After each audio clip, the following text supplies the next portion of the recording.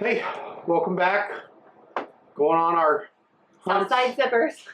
Southside Sipper. I'm John. I'm Kaya. Sorry, this is about our fifth take. So I don't know. we're finishing up our distillery tour, Louisville. We took a little trip. We actually had some time between a couple of distillery tours. We thought we would pop into Rabbit Hole. We've actually not ever been there. We did Really not cool. take the tour, but the distillery was cool. Very modern. Very modern. Very cool. We have a cool bar upstairs. And we did not need a reservation for this one. We got in. Oh, we got it. We were surprised. Now, I will Shockingly. caveat that by saying we went on a Thursday afternoon. Gosh, what time? Our other tour was 3:30, so it must have been around between 1 and 2. It's around 2-ish. And they allowed us to go up without a reservation. So take that with a grain of salt. I'm sure that 2 o'clock on a Thursday afternoon, they were not super, super busy. But we met a really, really awesome bartender. They had some flights options at the cocktail bar. They did have cocktails, obviously all bourbon. Well, you know what? They had a gimlet. Gimlet? Okay. Gimlet. I don't know what it is. It's some old-fashioned drink they had there. But only vodka. I don't think they had only bourbon. They didn't have a full bar there, did they? They didn't have a full bar, but the gimlet was not bourbon. Yeah.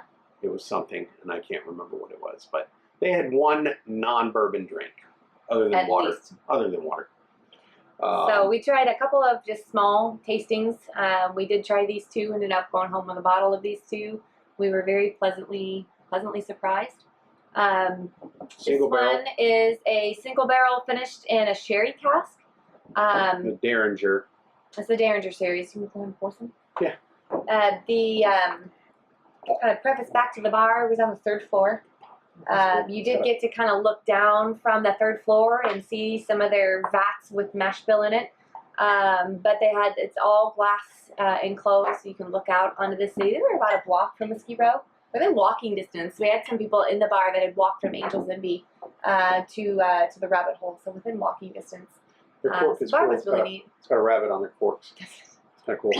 So there, if you can see the picture on this bottle, there were 6 of these with different Art. with different labels. All the same bourbon, just they used an artist to make their labels. So you had 6 different options from Hamlet to Romeo and Juliet, The Tempest. It was a real struggle for me to pick what label I liked the best. They would only let you go home with 1 bottle per person. It's a huge struggle for her. It was. I hummed and hawed. I'm gonna lie. But on the way up to the bar, they actually had a Derringer series that had an artist that was similar to this profile, like as far as the picture was concerned, and it was all Alice in Wonderland, which fits, the rabbit thing is so cool. Yeah. This comes in at 113.2 proof. It was 2023 release. Bottle 166 out of 300. And it's got the artist name that I cannot read. That's the Hamlet. Pretty neat. I didn't have any. Oh, that's so good.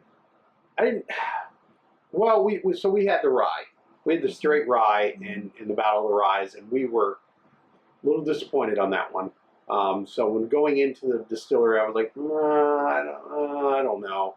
But yeah, going up to the bar and trying some stuff, we were pleasantly surprised. He landed on a pour of this one. They were out of the They were out of one of the ones we wanted to try. Anyways, we liked both of these. What I like about this to me is literally a dessert in a glass. This just has some heat. That it is very sweet cherry. There's some sugar. There's some brown sugar. It's got a really nice finish. I am not a huge leather and oak in my bourbon kind of a fan. I mean, a mild bit of that I don't mind, but this would not need a cherry. This would literally it would be awesome with a little piece of chocolate. I'm gonna go with my word I came up with that she doesn't believe in me with is the stone fruity. Is that even a fruit? What is that? Stone fruit. I don't know. I heard that. And I don't know where I heard it, but I'm gonna call it stone fruit. It's good. It's good. And I'm surprised that with this finished in a sherry cask, you would expect it to pick up a lot of nutty tones, but I don't really get a lot of that from this. It's got a really nice nose. It's very, very different than any bourbon that I've tried. It just has a really unique palate. So we were pleasantly surprised. I'd highly recommend it if you can find it. I'm you say curious. The proof on this was This is 113.2. 113. Okay. I'm curious Okay. because this is sherry cast. I don't know. The only other sherry cast is what we got from Pursuit, but that's a rye. Mm. I'm curious how, if we put those, Those two one's a up against- bourbon, one's a rye, so I, don't know if we can really compare. But the rye finished in a sherry from Pursuit was my favorite that we tried when we were there. it was really good too. So that might be my jam. Finishing this- up in a sherry cask. Fool's Run, Kentucky Straight Rye Whiskey finished in cognac cast. It's 108.4 proof, but it only came in a 375 from the distillery. I thought that was pretty tasty, but it's shocking. You can see the difference in the color. Difference, yeah.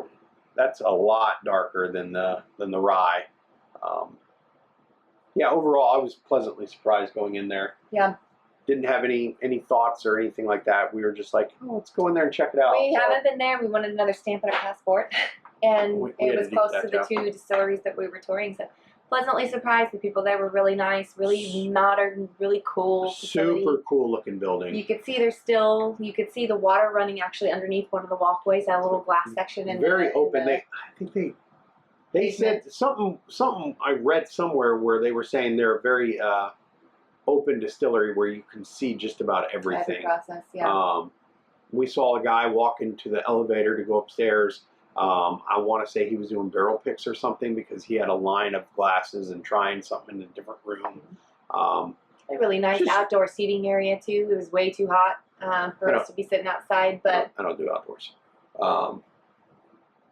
It was you good. do not fare well in the heat. I don't. I melt. He practically melts, or at least complains enough. Just so modern, cool. I just couldn't get over that. That was what I thought was super neat. And then going upstairs, seeing the still, and then all the open vats underneath us. I thought about dropping something in one, but I didn't. Did you really just say that on camera? I didn't. You might have to edit that part out. I don't know what we were talking about. You didn't hear anything. Anyways, we'd recommend it. If you have tried them, let us know what you like. What's your favorite? Yeah, they let have us know so many different what your thoughts bourbons. were and what your favorite is. Yeah. There is a step above. They have a higher, and I think we got like an ounce pour of their higher end.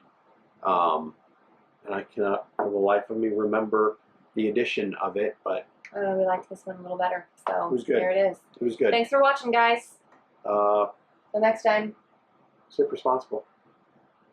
Have a good one. Bye-bye. I like that just as well.